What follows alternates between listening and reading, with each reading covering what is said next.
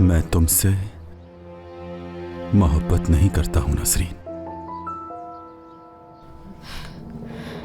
मोहब्बत नहीं करते हो? झूठ है ये। तुम किसी और से मोहब्बत नहीं कर सकते मेरे सिवा।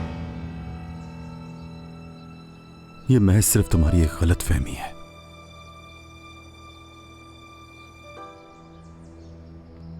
जुनैद,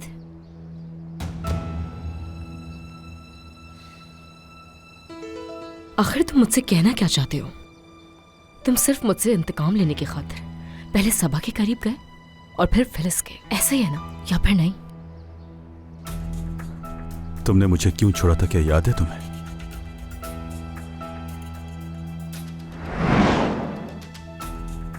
क्या क्या कह रही हो तुम? ये इस बात का क्या मतलब है तुम्हारा? क्या तुम प्यार नहीं करती? मुझे तुमसे मोहब्बत नहीं है। मैं ऐसी जिंदगी नहीं चाहती। सुकून चाहती हूँ जिंदगी में, और तुम वो जिंदगी मुझे नहीं दे सकते जो मैं चाहती हूँ, समझे? नसरीन!